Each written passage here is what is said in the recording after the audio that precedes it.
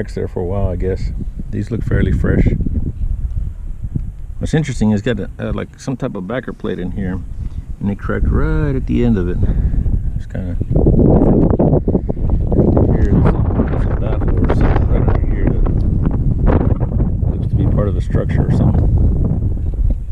Then under here, I don't know exactly how that got bent, but it won't go back in place because these pieces are overlapping. So what I'm going to end up doing is just trimming that piece so that we can squeeze these pieces back together. It didn't break on the other side. Yeah, the crack did run all the way this way. I'll probably have to gouge down here, and looks like some evidence of beginnings of cracks here. So I think first off, I need to cut clearance here. Man, that looks like a hit. Like something hit that. That's crazy. Or maybe when they're closing it back together, it wrinkled in.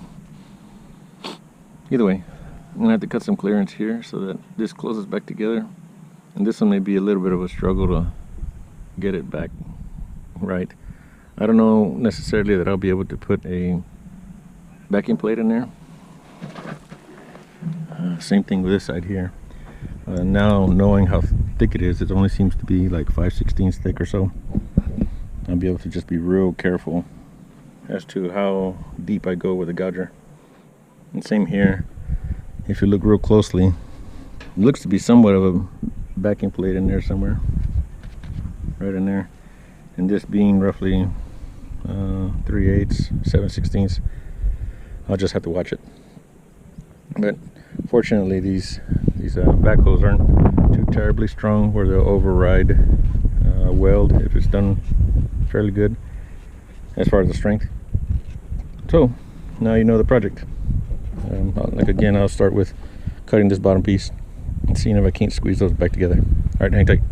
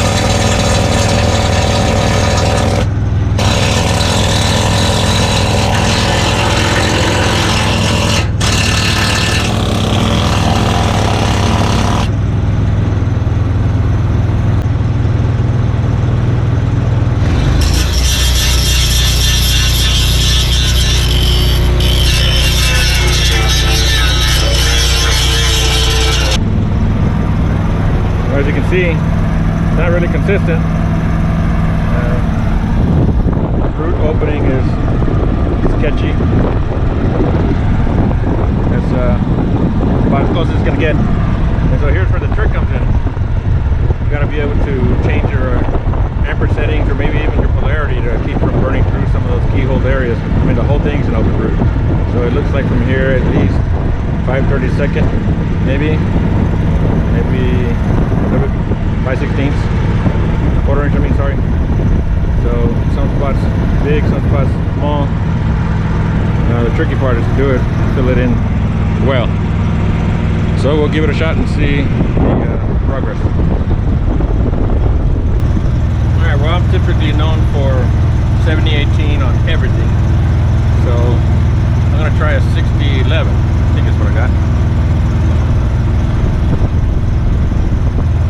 1109s SMV. Kidding. Anyway, so I reversed the polarity as well to kind of see it, being that the electrode is negative now. The deposition will be a lot less, so it could be a little bit shallower. That way I don't burn such a big hole in the parent metal, because there's already a big root. So we'll see.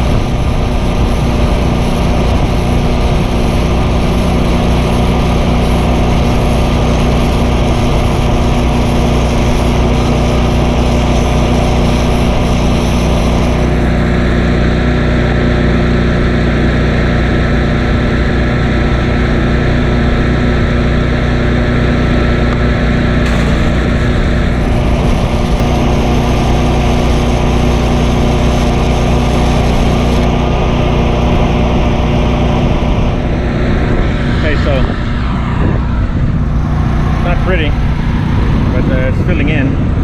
So I'm doing a long whipping pattern, and I don't grind feather in my stops and starts, but that's a big hole. It's really easy to kind of come back and just push the rod in there and make it blend in, and then start from there. So let me continue on.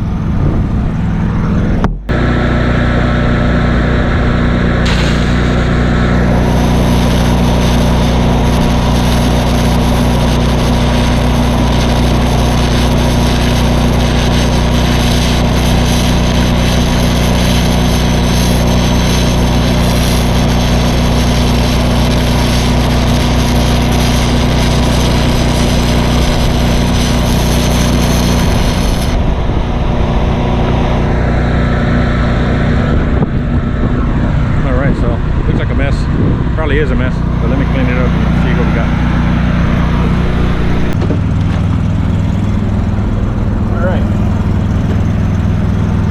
All right, well, I did have some wagon tracks here and there. I got a couple little specks there. I'm not sure if I'm going to try and run one or two passes with the stringers, the 70/18, but I guess I'll try it out of here at first. If it doesn't look good, then I'll change the stringers. And I'm going to probably use a 332 7/18s just to have a little more control. It's kind of a funny angle. It's a little tough sometimes. So hang tight.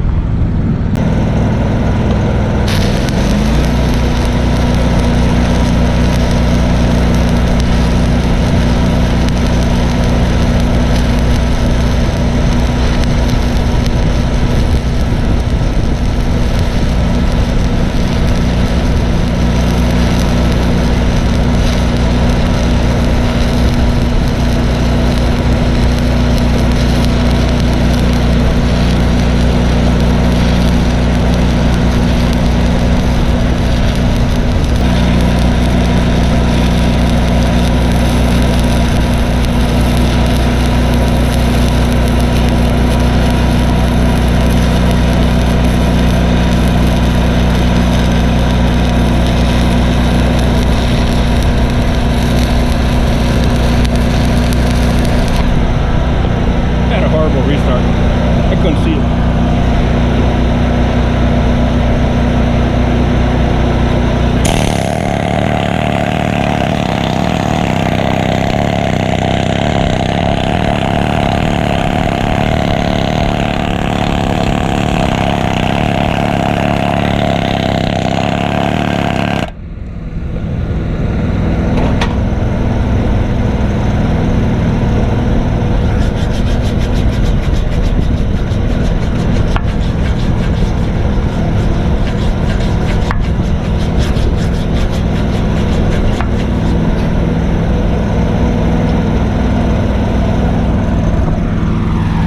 you can't really see the welds. Maybe around there. There you go. Something like that. At least there was a sunk in spot. I couldn't fix that after all. It's too much trouble. So now you grind this up, grind that up, and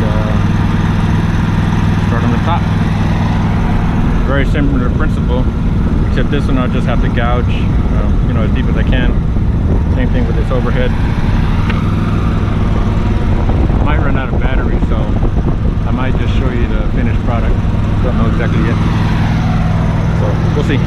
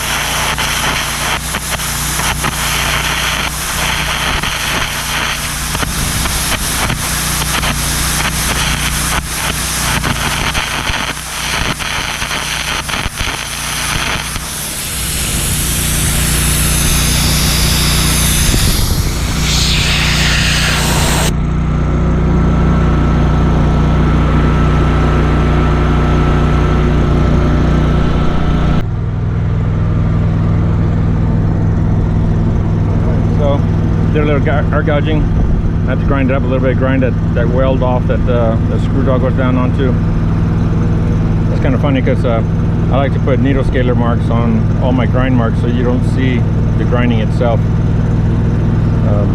When they paint over, if they paint over this, like I did here, I ran out of paint. But it'll blend in a little bit easier since the grind marks are very visible. This kind of just gives it a textured look, so it's not as visible when you get paint on it. So next step now is to weld it up, then move on to the bottom. Oh, more cracks I found in this area here. Already gouged the other side.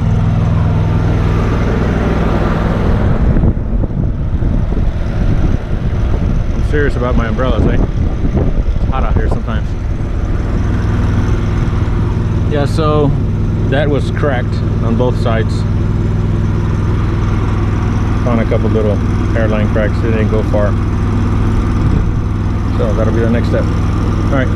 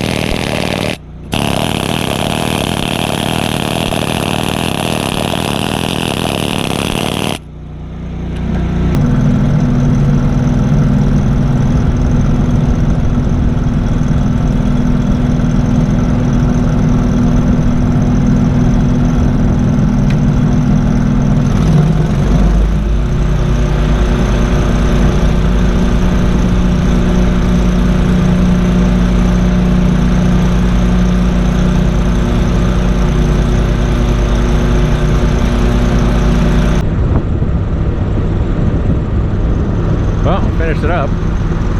Had some miscellaneous spots, more gouging there. The overhead was tough. It was thinner than I thought. And so then I got that side there. Some more welding over there. And that'll do it. And unfortunately, this machine ran, or it was in operable condition. This is my armrest. Said I could get around it as best I could. If not, it would have been much tougher. So I'm glad it's done, and I hope you guys dig it. Stay tuned for the next one.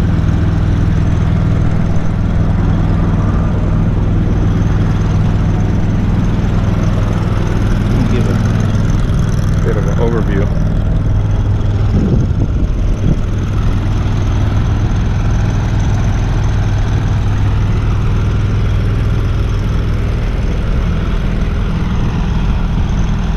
There she is, that limo